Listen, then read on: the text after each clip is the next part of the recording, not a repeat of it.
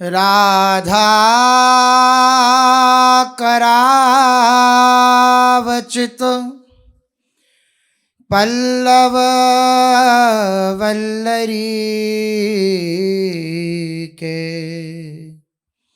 Radha पदांक Wilson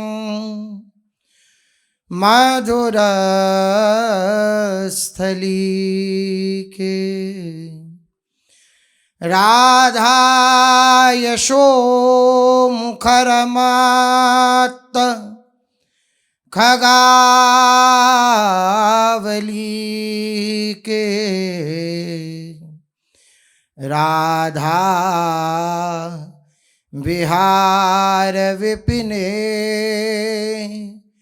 रमता मनो में राधा विहार विपिने रमता मनो में। श्री राधा वल्लभ लाल की, महाप्रभु श्री तरिवंश चंद्रजू महाराज की, श्री सद्गुरुदेव भगवान की।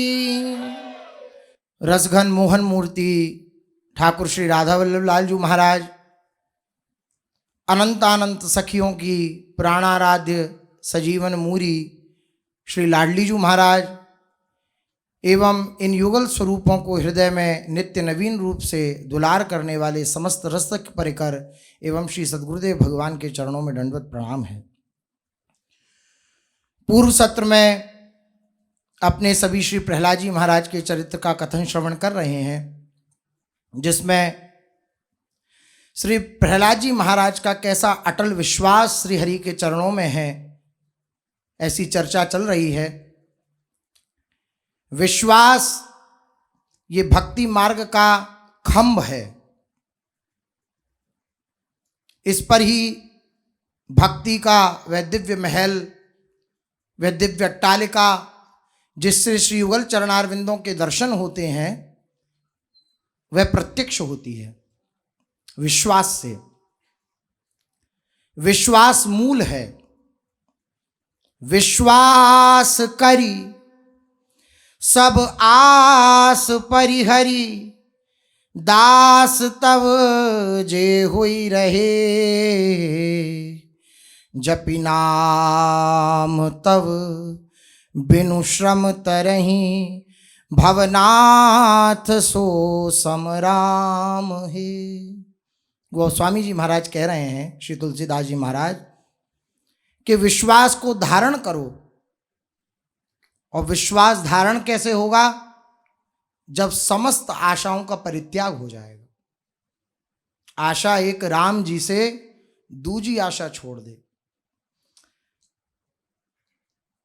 किसी का भी विश्वास, किसी की भी आशा हमारे हृदय में प्रतिष्ठित हो जाती है प्रभु के सिवा।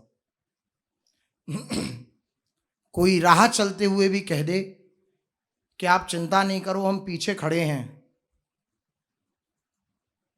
वो कभी आवे भी नहीं, तब भी उसका विश्वास हो जाता नहीं हो जाता। खूब देखी पर की सुनी समझी बातचीत है ये। राह चलते अगर कोई कह दे कि आप चिंता नहीं करो, हम पीछे हैं, किसी बात की चिंता नहीं करो, तो उसका विश्वास कर लेते हैं, लेकिन प्रभु का नहीं कर पाते। प्रभु के विश्वास में हमारा बहुत हिलना डुलना होता। एक जगह प्रभु कहें कि तेरे पीछे मैं हूं, और एक जगह कोई दूसरा व्यक्ति कहे, तो विश्वास उसका हो जाएगा। खूब इसकी परीक्षा कर लें अपने जीवन में, क्योंकि जब पूर्ण विश्वास होता है तो समस्त आशाओं का परित्याग हो जाता है, और जब समस्त आशाओं का परित्याग हो जाता है तब पूर्ण विश्वास होता है। ये एक दूसरे के पूरक हैं। सारी आशाओं का परित्याग, एकमात्र प्रभु से आशा। सर्वोपरि ब्रजजन माने गए हैं, ब्रजवासी जन माने गए हैं। क्या ऐसी दिव्य स्थिति है उनके चित्त की जो सर्वोपरि माने गए? वो उनकी किसी से कोई आशा नहीं है। भक्त का जीवन ही यही होता है, आशा। आशा बंधा समुत्कंठा, नाम गाने सदा रुचि। उन्हीं का नाम स्मरण, उन्हीं की लीला गायन, उनके सिवा कोई नहीं, उनकी ही आशा, किसी और की आशा, किसी और का विश्वास नहीं। अगर विश्वास होता भी है तो धिक्कारते हैं अपने हृदय को कि यार श्री कृष्ण को, अपने यार को छोड़ करके हमें किसी और का आश्रय हो रहा है। इसलिए ब्रजजन सर्वोपरि है, इसीलिए, मात्र इसीलिए उनकी किसी से कोई आशा नहीं है, एकमात्र श्री कृष्ण का भरोसा है। आप देखिए, जब अघासुर लीला का प्रसंग आता है तो ग्वाल बाल सब गए हैं गैया चरावे रोज की भांति, और अघासुर जो है वो अजगर का रूप धारण करके, और गुफा जैसी खूब बड़ा मुंह ऐसा, और जीभ अपनी भार कर लिए। सारे ग्वाल बाल गए और ठाकुर जी भी गए, तो उन्होंने देखा कि देखो ये क्या है। तो ग्वाल बाल आपस में बातचीत कर रहे हैं कि लाला लग तो ये अजगर सो रहे हो। अच्छा देख, अजगर कहाँ से आए हो यहाँ? आपस में सखा बातचीत कर रहे हैं। ये किसी महात्मा की गुफा लग रही है। देख कैसी या के कोमल गद्दा के सरीखे, एकदम सुंदर या के पायदान हैं। चलो तो ऐसा लग रहा है जैसे काई की जीप पे चल रहे हो। कहते भी जा रहे हैं, अजगर का वर्णन भी करते जा रहे हैं और मान नहीं रहे कि अजगर है। देख महात्मा ने जो है अपने वस्त्र आभूषण टांगवे के लिए, जो भी वह पहनते हैं, जो भी दंड कमंडल, वो टांगवे के लिए देख खूटा भी लगा रखे हैं सफेद सफेद, दांतों को कह रहे हैं। एक ग्वाल बोलो कि कहीं ऐसा तो ना ही अजगरी है और तू या के मुंह में जा रहा है। बोले ये अजगर भी होगा तो जैसे बकासुर को हस्र ठाकुर ने कियो, हमारे लाला ने, हमारे सखा ने, ऐसी या को हस्र होगा, ये भी मारो जाएगा। तू काहे को चिंता करे, वो है ना। ठाकुर जी मुस्कुरा रहे हैं खड़े खड़े कि बलिहारी है ब्रजवासियों की कि ये मेरे ऊपर इतने भरोसे में अंधे हैं कि ये नहीं देख रहे सामने विपत्ति है, अजगर है, खा जाएगा, लेकिन घुसे चले जा रहे हैं। किसके भरोसे? श्री कृष्ण के भरोसे। भरोसा ऐसा दृढ़ दृढ़ भरोसा इसे कहते हैं। सामने दिख रहा है विपत्ति है, लेकिन हंसी खेल, कोई बात नहीं, विपत्ति है तो क्या हुआ, हम मर जाएंगे तो क्या हुआ, ये है ना हमें बचाने के लिए। पूर्ण आश्रय, पूर्ण भरोसा इनका। सारी आशाओं का परित्याग, केवल इनसे आशा। फिर ठाकुर जी ने सोचा, जब चले गए सखा सब मुंह में, तो ठाकुर जी कह रहे हैं तान वीक्ष, जब देखा कि सब सखा चले गए, तो तान वीक्ष कृष्ण सकला भय प्रदो यनन्यनाथान स्वकरादवच्युतान। कितनी सुंदर बात सुखदेव जी कह रहे हैं। श्री ठाकुर जी बोले कि यनन्यनाथान, इनका मेरे सिवा और कोई नाथ नहीं है और कोई मालिक नहीं है इनका, इनकी रक्षा करने वाला मेरे सिवा कोई नहीं है, इसलिए मुझे ही इनकी रक्षा करनी पड़ेगी। जब पूर्ण आश्रित हो गए, पूर्ण भरोसे हो गए कि डुबाओ तो गीत गुनगुनाते हुए डूब जाएंगे, और उछालो तो खूब मस्ती से खूब गीत गुनगुनाते हुए उछल जाएंगे। जैसा आप चाहो, जब चाहो वैसा करो, मेरे साथ बर्ताव, तो प्रभु को उसकी चिंता होने लगती है। सखा सब गए, ठाकुर जी गए, और फिर पूरी लीला है कि कैसे फिर अघासुर का वध करके और ठाकुर जी ने ग्वाल बालों की रक्षा करी। पूर्ण भरोसा, पूर्ण आश्रय। सखा सब गए हैं यमुना किनारे, और पावस ऋतु का सुंदर दिग्दर्शन हो रहा है, घटाएं छाई हुई हैं, खूब बिजली तड़क रही है, और यमुना जी की लहरें उछाल तरंगे, श्री यमुना जी की ऊंची ऊंची लहरें। एक टूटी सी नाव है वहां पर यमुना किनारे, तो सारे ग्वाल बाल वहां चढ़ गए, और ठाकुर जी मने कर रहे हैं मत चढ़ो मत चढ़ो, टूटी नाव है, टूट जाएगी, डूब जाओगे, मर जाओगे। ग्वाल वालों को वो ठाकुर जी उधर खड़े अनसुनी करके, और अपने खूब मस्ती में, गहरा यमुना जी का पानी,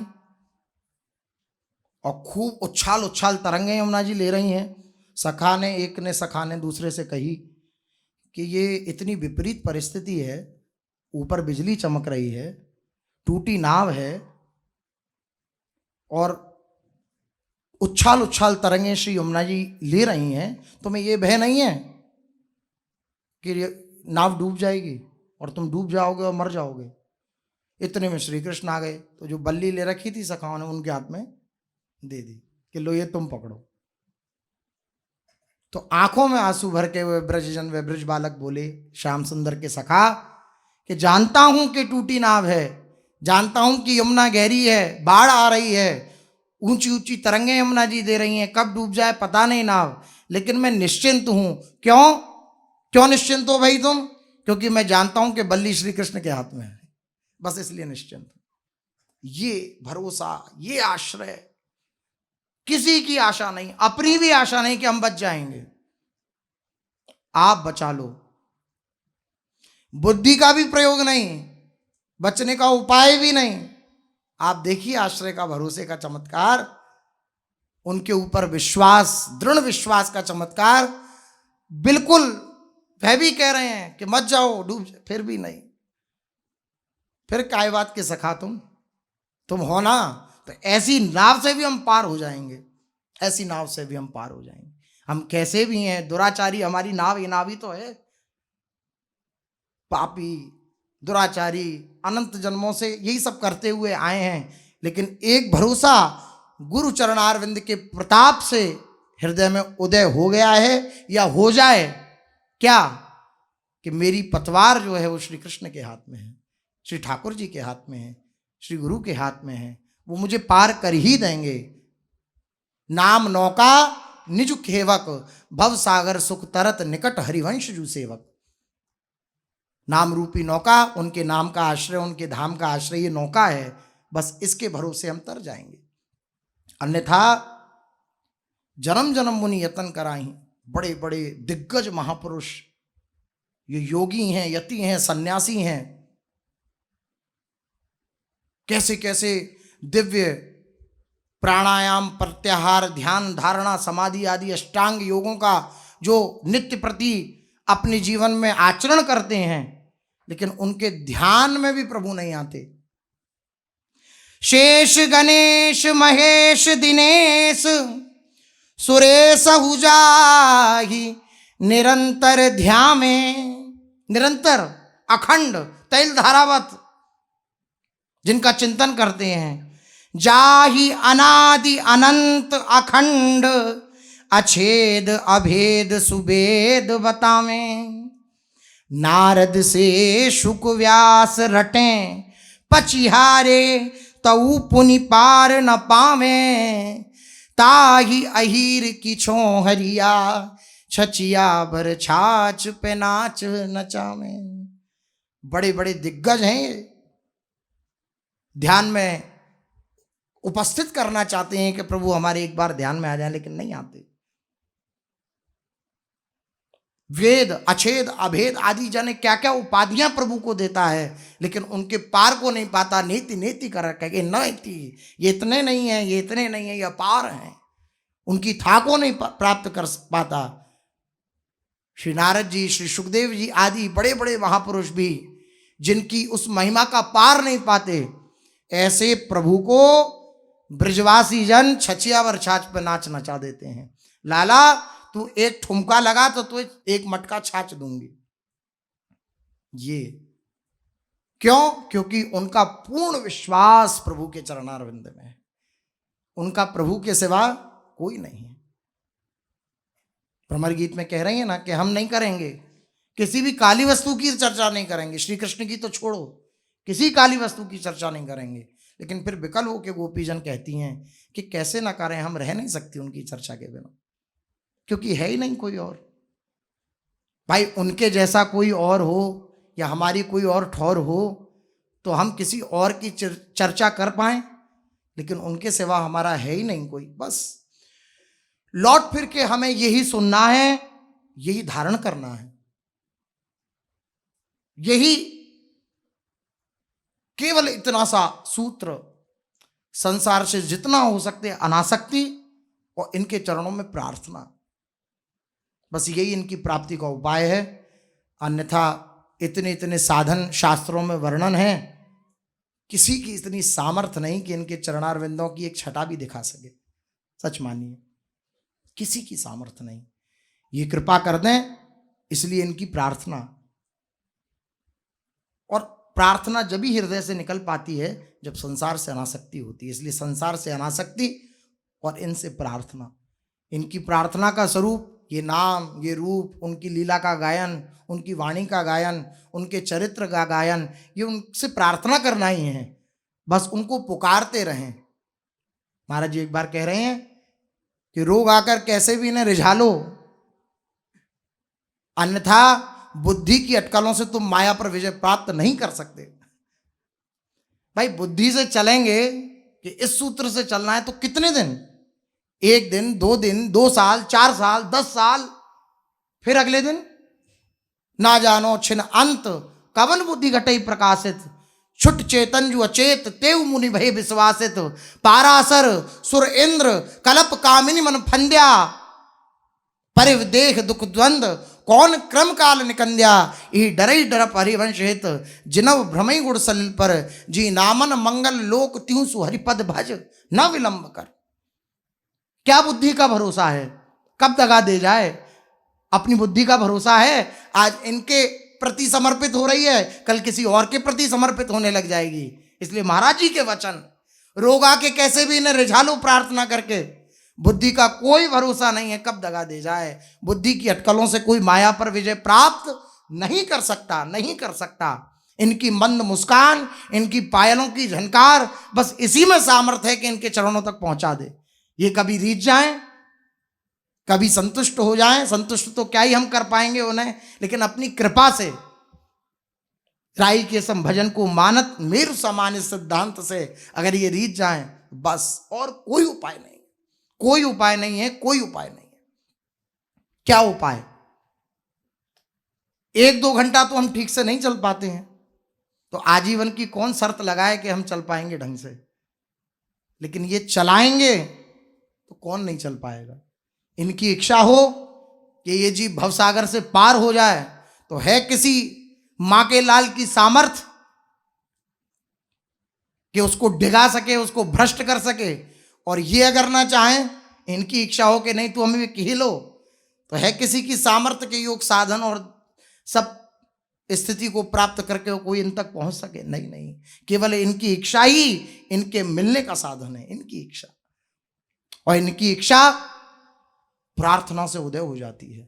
प्रभु निष्काम है, इनके हृदय में कामना उत्पन्न नहीं होती है, लेकिन भक्तों में इतनी सामर्थ्य है कि निष्काम प्रभु के हृदय में भी कामना उत्पन्न कर देते हैं।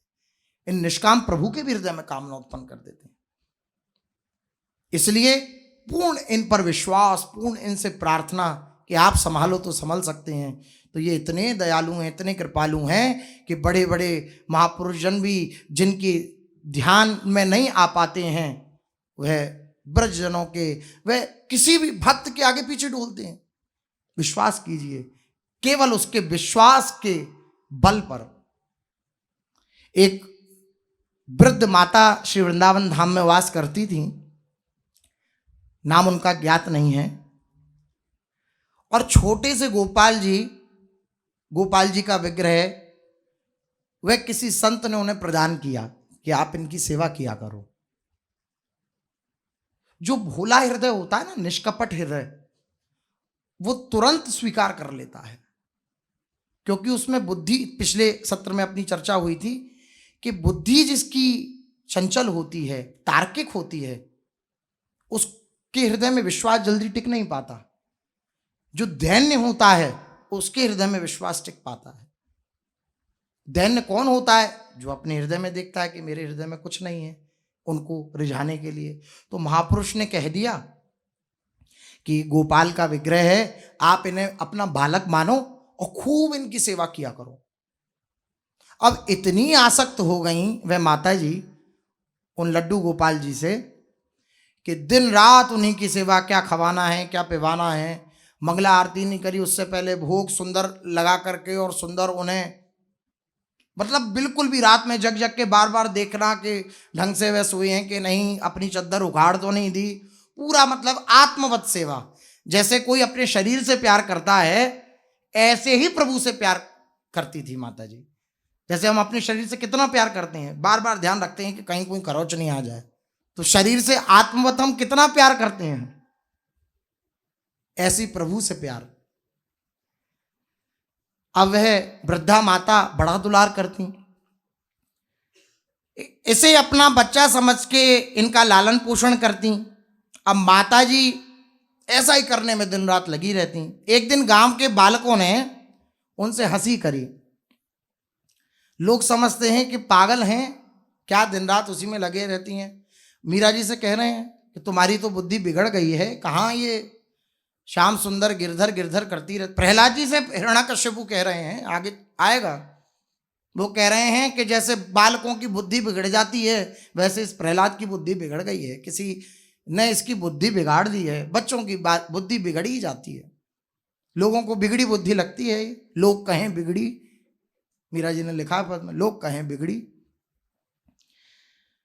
तो गांव के बालक भी बड़ी उनसे हंसी ठिठोली करते जब देखते कि भोग लगाती हैं चक, और उन्हें ऐसे प्यार करती हैं जैसे कोई जीवित हो कोई। अब बच्चों ने हंसी करी, बच्चों ने कहा मैया या गांव में एक भेड़िया आ गया है और ये बालकन को उठा के ले जाए, तू अपने लाला संभाल के धरियो। अब तो माता जी भाव प्रधान ना चित्त होता है उनके हृदय में, ये थोड़ी होता है कि मूर्ति है विग्रह है कैसे कोई उठा, जो भी, लेकिन उनकी भावना कि मेरा बालक है, हो सकता है वो उठा ले जाए। अब तो भैया उसने बाल गोपाल को कुटिया में विराजमान किया, अंदर भोग सामग्री रख दी कि भोग लगे लाला खा लियो, और खुद लाठी लेकर के और दरवाजे पे बैठ गए कि भेड़िया आएगा तो मैं भगा दूंगी, लाला को नहीं ले जाएगा। भावग्राही जनार्दन, भगवान भाव को ग्रहण करते हैं। माता जी ठाकुर जी को अंदर विराजमान करके स्वयं लठिया लेकर के बाहर बैठ गई। 5 दिन 5 रात तक पहरा देती रही लगातार, अंदर खान पान की सामग्री सब रख देती, लाला खाता पीता रही हो। अब देख भेड़िया आ गया वो गांव में, बालक कह रहे हैं कि बालकन ने उठा के ले जाए, तो कोई उठा के ले गया तो मैं कैसे जीऊंगी, तू सुरक्षित रही हो लाला, ठीक है। अब बाहर भोली भाली मैया और लठिया लेके, उस भोली वाली मैया का ये भाव देखकर प्रभु उसके विश्वास से प्रत्यक्ष हो गए, प्रकट हो गए, सामने आ गए, और प्रत्यक्ष रूप से आस्वादन करने का लोभ उनके हृदय में आया कि ये जो रस ले रही हैं माता, इनका प्रत्यक्ष आस्वादन लेना चाहिए। वे सुंदर कटी पर सुंदर फेंट बांधी और सुंदर वस्त्र आभूषण पहने और सुंदर सुसज्जित होकर के और तुरंत गए और मैया के पास जाने लगे। तो पांव की आहट जैसी सुनी, मैया सतर्क हो गई कि भेड़िया आ गया। डरी वह, पांव की जब आहट सुनी तो भेड़िया आ गया, तुरंत लट्ठा लेके, वो लट्ठी लेके और खड़ी हो गई और लाठी उठाई जैसे ही तो ठाकुर जी सामने बोले, मैया मुझे मारेगी का? अरे तू कौन है रे? मैया मैं वही बालक हूं जिसकी तुम रक्षा करती हो। माई ने कहा क्या? तेरे जैसे सैकड़ों चमक धमक के कपड़ा पहन के घूमते डोले, और तेरे जैसे चमक धमक वाले और तेरे जैसे शकल वाले, जैसी तेरी शक्ल पे तेरे मुख पर चमक है, ऐसे में करोड़ों न्यौछावर कर दूं अपने लाला पे, करोड़ों न्यौछावर कर दूं। तेरे जैसे सैकड़ों चमकने वाले उस पर न्यौछावर कर दूं। अब ऐसे मत कहियो मेरे लाला की भांति कि तू है मेरो लाला, मैं तेरी सेवा करूं। प्रभु और प्रसन्न है गए। अरे मैया मैं त्रिलोकी को नाथ भगवान हूं। अच्छा तू ऐसा कर, तू जो चाहे वह वर मांग ले मुझसे, मैं भगवान हूं। तू भगवान है? तू कछु देवे में समर्थ है? कि हाँ मैया मैं कछु देवे में समर्थ हूं। तो लाला भगवान, अच्छा तू एक कृपा मुंह पे कर दे, तो पे मैं बार बार 100 बार दंडवत प्रणाम करती हूं, तू स्वीकार कर और कृपा करके मुझे यही वर दे कि मेरे लाला को भेड़िया नहीं ले जाए। देखो आसक्ति का स्वरूप, अपने प्रभु से कितने आसक्त हैं भक्तजन। भगवान सामने उपस्थित हैं और कह रहे हैं कि जो चाहे वो मांग ले, लेकिन वे मैया क्या कह रही हैं कि मेरा लाला सदा सुरक्षित रहे, ऐसी कृपा कर तू कि मेरे लाला को कभी भेड़िया नहीं ले जाए। ये भोले भाव मिले रघुराई, भोले भाव से प्रभु तुरंत रीझ जाते हैं, आस्वादन करते हैं। ज्ञानी जनों का, मुमुक्षु जनों का, मुक्त जनों का प्रभु आस्वादन नहीं करते, बल्कि वह उनका आस्वादन करते हैं। लेकिन जो भक्त हैं वे प्रभु का आस्वादन नहीं करते, प्रभु उनका आस्वादन करते। बहुत बड़ा फर्क है इसमें। प्रभु आस्वादन करें और हम प्रभु का आस्वादन करें, बहुत बड़ी बात है। ये जो वृंदावन की निष्ठा है, ये वृंदावन का भजन है, ये आस्वादनीय नहीं है, आस्वादन प्रदान करने वाला है, सुख देने वाला है। सुख देवे को चावचित तत्सुख हित निष्काम, यह सुधर्म हरिवंश को नाम गिरा विश्राम। सुख देवे को चाव, और इतना सुख देने का चाव कि युगल को भी सुख देती हैं सखियां। सुख लेने की इच्छा नहीं है, आप दोनों मिलो, बस आपके मिलन को हम देखती रहें, बस यही हमारा सुख है। आप एक दूसरे से विलोक होकर के हमें देखो, कभी ना देखो, आप प्रसन्न रहो। इसलिए कभी कोई सहचरी भावापन्न महापुरुष या इस धर्म का उपासक कभी मांगता नहीं दिखेगा प्रभु से, नहीं नहीं नहीं, ऐसे ही रंग करो निशिवासर। आप मेरे लिए चिंतित मत हो, आप मेरे लिए चिंता मत करो मैं किस हाल में हूं। रसिक जन इसलिए कहते हैं राखी मन भरोसो तो ये पोषी हैं श्री राधे। हम उन पर पूर्ण विश्वास करेंगे, उनका पूर्ण आश्रय ले लेंगे तो निश्चित रूप से वो हमें ऐसे दुलार करेंगे जैसे कोई अपना हमें दुलार करता है। वो अपने तो हैं ही वह, इसलिए पूर्ण भरोसा, पूर्ण विश्वास केवल प्रभु के चरणों में। कुम्हारी का प्रसंग जो पूर्व में अपने था कि उस कुम्हारी के प्रताप से श्री प्रहलाद जी महाराज को विश्वास हुआ कि जब बिल्ली के बच्चे की रक्षा प्रभु कर सकते हैं तो मेरी भी रक्षा आजीवन प्रभु ही करेंगे। ये विश्वास प्रहलाद जी के हृदय में प्रतिष्ठित हुआ। प्रहलाद जी की माता तो राजन मेरी शिष्य सेविका ही थी, नारद जी कह रहे हैं युधिष्ठिर से, इसलिए कयादू जी को तो भगवत संबंधी खेलों में कोई दिक्कत नहीं होती थी प्रहलाद जी के, और प्रहलाद जी नित्य भगवत संबंधी खेल खेला करते, भगवान नाम संकीर्तन करते, भगवान की लीलाओं का अनुकरण करते, भगवान की कथाओं में भाव विभोर होकर के वर्णन करते और सुनते, श्रवण करते। कयादू भी इन कथाओं को सुनती और उनको कोई आपत्ति नहीं होती अपने बालक की इन सब क्रियाओं से, लेकिन अपने पति से सदा वे डरती रहती थी कि पता नहीं कब आ जाएं और कब विध्वंस मचा दें, इन्हें बच्चे के मनोभाव विदित ना हो जाएं हिरण्याकश्यपु को। अतः वे शक्ति भर उनके भावों को छिपाए रखने की चेष्टा करती, जितनी शक्ति थी, सामर्थ्य थी, तो वो छुपा के रखती प्रहलाद जी को। इस प्रकार शनैही प्रहलाद जी महाराज की अवस्था लगभग 5-6 वर्ष की हो गई। एक दिन हिरण्याकश्यपु ने अपनी पत्नी कयादू से कहा कि सुनती हो, प्रहलाद अब पढ़ने योग्य हो गए हैं, इन्हें अब गुरु गृह पढ़ने के लिए भेजना चाहिए। तो कयादू जी बोली कि पढ़ने के लिए कहाँ भेजें, हम लोगों के जो पुरोहित भगवान श्री शुक्राचार्य जी हैं तो वह तो बाहर तीर्थ यात्रा पर भ्रमण करने के लिए गए हैं और शीघ्र लौटकर आने वाले नहीं हैं, तो कहाँ पढ़ने के लिए भेजें। इस पर हिरण्याकश्यपु ने कहा कि भगवान भार्गव नहीं है तो उनके षंड और अमर्क नाम के 2 पुत्र हैं, षंडामर्क जिन्हें कहते हैं, षंड और अमर्क। जैसे ही गुरु वैसे ही उनके गुरु पुत्र हैं।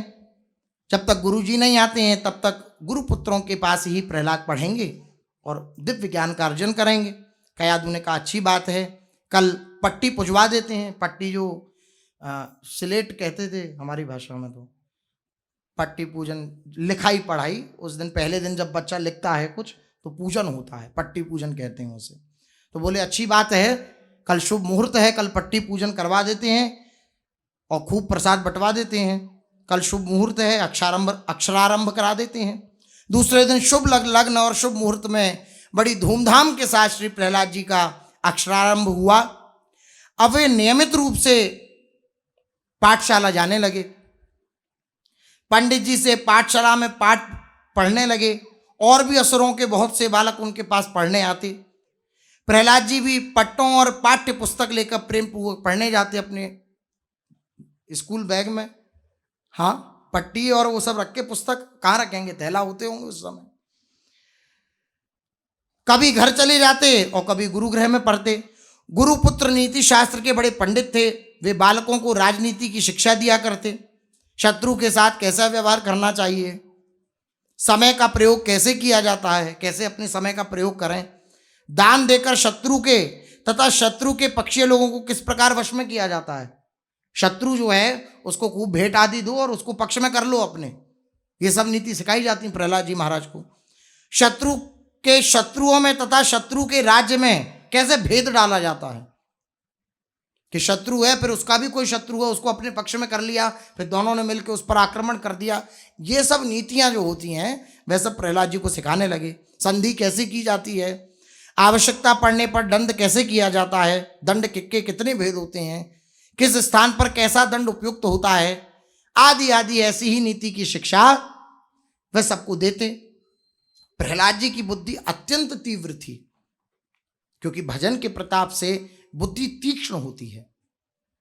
इसलिए महापुरुष जन जब किसी का प्रश्न सुनते हैं कि हमारा भजन में मन तो लगता नहीं लेकिन हमें काम आदि विकार परास्त करते रहते हैं, तो बार बार यही जोर देते हैं कि नाम जप करो, नाम जप को बढ़ाओ, उसी से सब ठीक हो जाएगा। क्यों ठीक हो जाएगा? क्योंकि जितना हम भजन करते हैं उतनी हमारी बुद्धि तीक्ष्ण होती है, पैनी होती है।